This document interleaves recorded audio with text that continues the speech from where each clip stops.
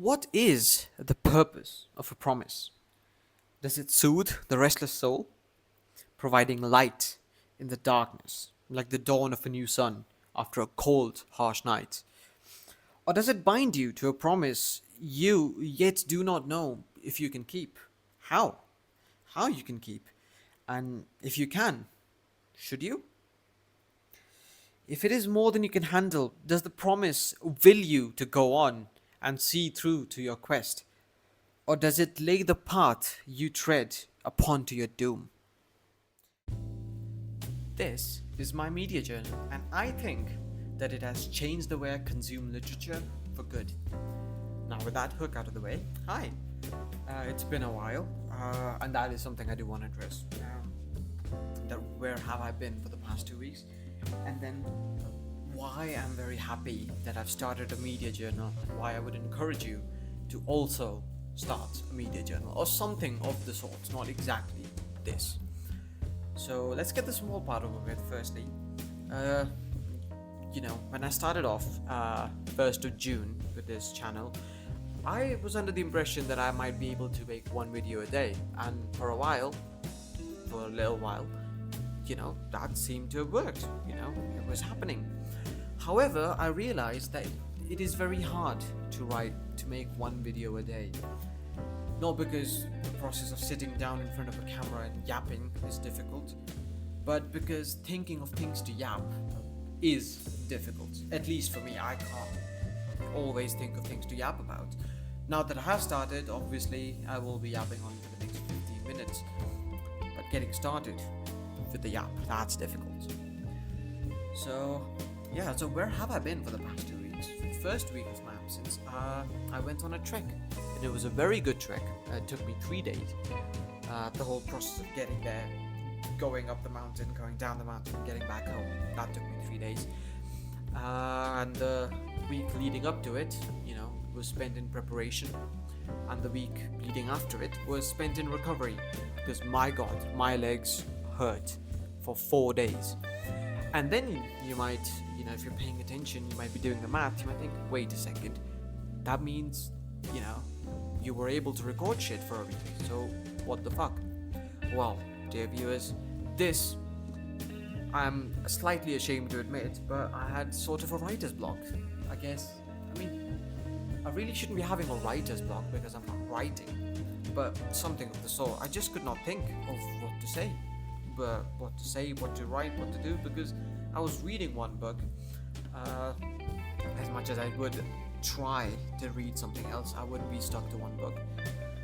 Not because it was a bad thing, it's just I really loved it, and every single time I would have the time to read, I would just gravitate towards that one book. And that one book being The Fellowship of the Ring, which I'm almost done with. I think I have less than 100 pages left. So I want to get it done by tomorrow, maybe even today, and that would be very nice. So, I haven't been reading much, and it's just been very annoying. Like, what do I speak about? And a lot of the times I would get an idea of, hey, you should write this, you should speak about this, and usually I'd be in the gym working out, or I'd be on my way back home, and I would fail to write it down. I would think, okay, I will remember this, I'll write it down after my set, or I'll write it down as soon as I get home, and then I would probably forget. Today, however, I had this idea on my walk back home, and I haven't changed. I'm still in my gym clothing. I just came, I sat in front of my laptop, and I'm going to speak, and otherwise I will also forget this, and then I won't put another video out. Then again, I'm not really doing it for any purpose, apart from just, creating content.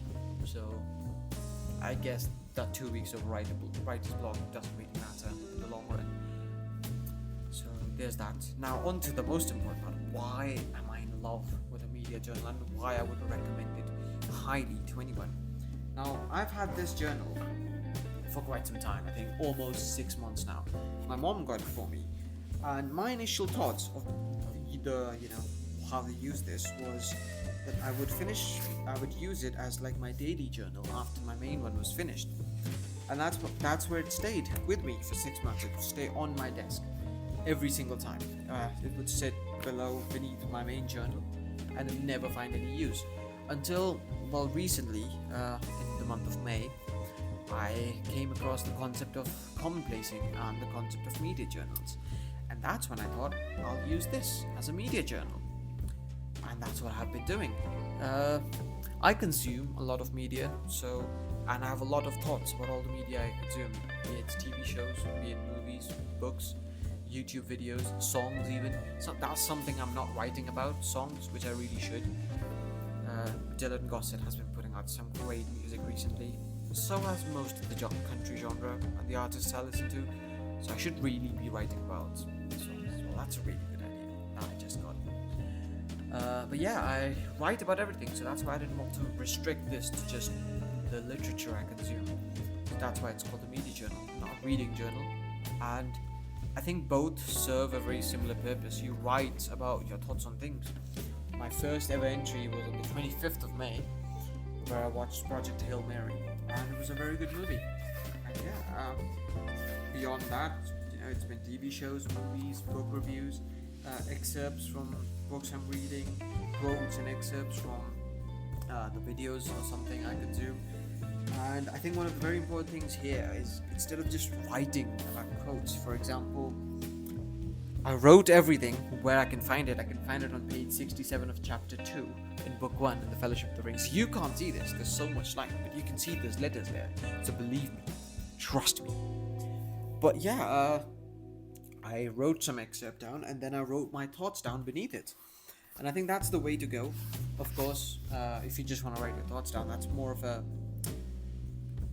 journal. And if you just want to write quotes and stuff, that's more of a commonplace books. And I think this little handy media journal, is a bit of a bridge between the two. You write your thoughts specific to the stuff you consumed, and you might as well add the stuff you consume in here as well. Not all of it, but just some of it, so you have an idea of what your thoughts are on about. And yeah, it's been really fun to just fill it up. That's not my main purpose, obviously, but I do enjoy it. The last entry was on the 19th of June, so a few days ago, 2 days ago I believe. Today's the 22nd, so 3 days ago. And that was from chapter 3 of book 2, The Ring Goes South. And there was, just a little bit of an excerpt I had. And, I've read this book before, so it really didn't make sense why it stuck with me this time. But it did, so I thought I'd write about it. And I wrote it down, and the first line I wrote was a very interesting exchange, because that was my first thought. And then I started thinking about it, what's up? And that made me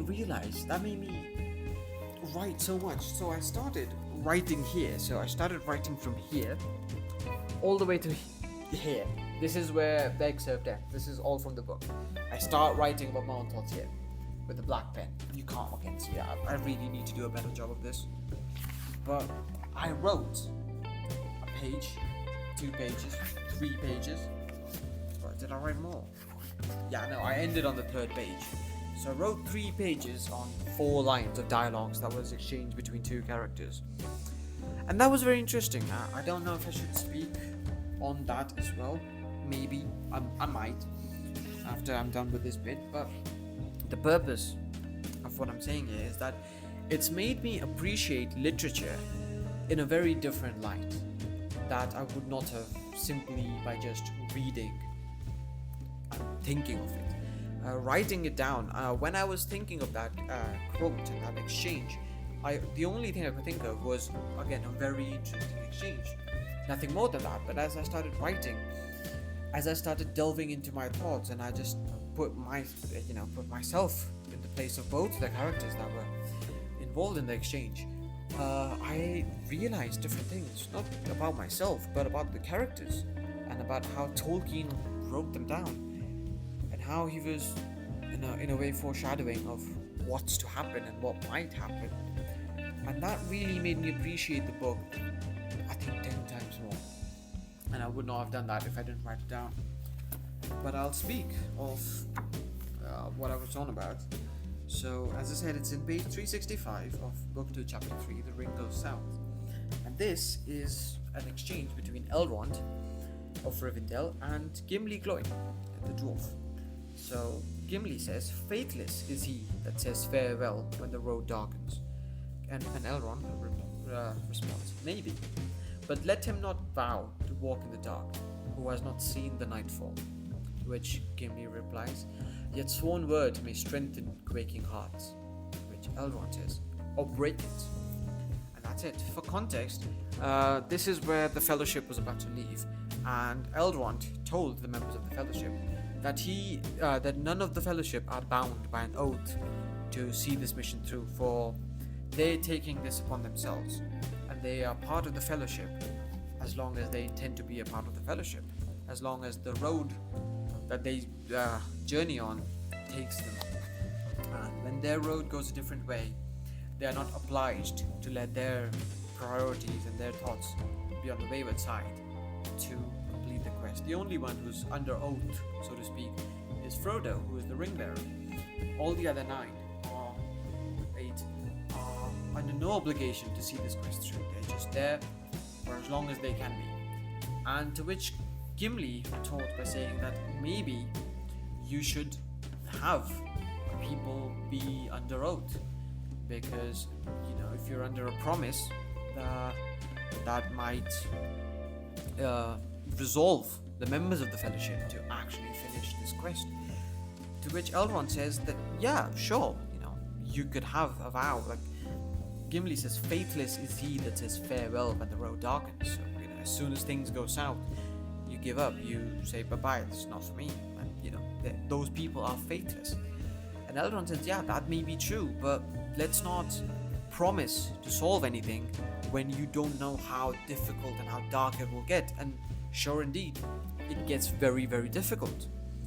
And Gimli says that maybe a vow will soothe the heart that's unsure. Maybe that heart, one of the Fellowship, maybe the ring bearer, or maybe Gimli himself, they're not sure of this quest and its purpose and its success. And a sworn word from all the members of the Fellowship that they promise to stick by you, maybe just maybe, that might provide some more resolve in the members and might help them see through this quest. And Elrond said maybe that quaking heart could be broken under the pressure. Maybe you put so much pressure on the individuals who are not sure if they can fulfill this quest, that in the end, that's what results in their doom, that promise. And that's what I talked about here. What does a promise actually do? Does it soothe the restless soul, providing light in the darkness, like the dawn of a new sun after a cold night? Or does it bind you to a promise you do not know how to fulfill?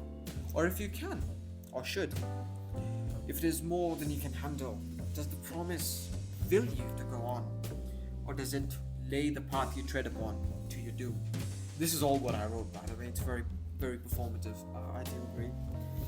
And I believe both can be true. And, people would lean one way or another based on their character, I guess. But what was the purpose of this exchange? That's what I was reading here. Why Tolkien wrote this. We know for a fact Tolkien doesn't waste word, and all the stuff he's written, well, not stuff, let's not say stuff, but in all of his works, he doesn't waste a single word. None of it. So what I reckon is that Elrond didn't want to force anyone to a binding commitment, and I think that's very obvious. And, he felt and he foresaw, as we know, he had the gift of foresight. I think he foresaw that the only way to defeat the darkness is for those that stood against it to shed away their estrangement out of their own volition. Not because of a promise, or because they had to, but by developing a genuine kinship and unwavering commitment amongst each of the Fellowship. A relationship that can only form when it is unburdened by any sort of pressure. And that is why I think Elrond said that the members were free to go as far as they would. Not because he foresaw that the Fellowship would break, as it does, spoiler alert, but at least in my opinion, that the relationship that they form and carry to support each other's burdens, not because of their high purpose to defeat the enemy, but because of the love they hold for each other. And that is true. When the Fellowship breaks, Sam and Frodo go their own way, and Merry and Pippin are captured by the orcs. The remaining Fellowship that remains rest in peace Boromir, Aragorn, Gimli, and Legolas, they have multiple options to pursue, but they choose to go after Merry and Pippin, and it's a very hard journey. They have to run behind orcs who are already ahead of them, and they're very fast. And all three of them have to catch up and save their fellow friends. They're not the ring bearers. It doesn't matter if they fucking die. They're not the Frodo and Sam. They're on their way to Mount Doom. Merry and Pippin, technically speaking, they're dead weight. They're not, obviously. I love Merry and Pippin, but if in that perspective, it's not really the focus to go after them. But because of the love and the fellowship, love in the fellowship that was developed, that's why Aragorn, Legolas, and Gimli, they choose to pursue Merry and Pippin, and eventually they meet them, they save them. Well, they don't save them, but they meet with them, and they go to Gondor. But that's for the next book. Another thing I realized and I related to, which Haldir, the elf, says in chapter 6, Lothlorien. I really hope I'm pronouncing that right. If I'm wrong, please let me know. In page 453, I had just read page 453 when I was writing this, and it was fresh in my mind. And he says, when I quote, "Indeed, in nothing is the power of the Dark Lord more clearly shown than in the estrangement that divides all those who still oppose him." And this estrangement is exactly what Elrond seeks to destroy and truly overcome by forming an unwavering bond amongst the fellowship that saw them to the end of their quest and to the doom of the enemy. And that's when I realized, holy shit, I would not have clocked this relation between what Elrond foresaw and what he wanted to do and what Haldir said unless I had written this down, unless it was still bubbling around in my mind that this would happen. And I think this is the purpose, long and short of it, why you should keep a media journal, because it makes you appreciate literature in such a different light. And this is just one of the few times I've written about Lord of the Rings or any book in my journal. And it's really, really interesting because I remember this, and I'm gonna refer back to this, and I'm gonna, the next time I read The Fellowship of the Ring and I come across page 365 or page 453, and I'm gonna remember that I wrote this, and I'm gonna remember that there might be more connections going forward, not just in The Fellowship of the Ring, but in The Return of the King and The Two Towers. I'm going to keep an eye out for that. I'm going to appreciate and I'm going to consume literature with much focus and depth, because I know that I can form this sort of connection again. And when I did, I was genuinely so happy, because when I read it for the first time, I didn't do this sort of thing. I hadn't formed this connection. I remember reading these, but I don't remember thinking of them. They didn't spark anything in my mind or in my heart. But this time, it's different. I am ecstatic that I read this, and I'm ecstatic that I understood what Tolkien was trying to say. And I would not have done that if I didn't have a pen and this book. So, if anything, if you take away anything from this massive rant, which is 20 minutes long now, it's crazy, that you do this. Writing is amazing, man. And you don't have to write. You're not a writer. You don't have to write with the purpose of showing or reading this, or not showing this or reading this in front of anyone. It's just for you and your own thoughts. And as I have found out, as I hope that you found out, if you start this journey, that the more you write, the more in tune with yourself you become, and the better your writing gets. Because the best way to learn is to learn from yourself. That's all I'm going to say. And that's all going to be for this video. And it is massive. Very, very massive. So yeah, that's all from me. Bye-bye.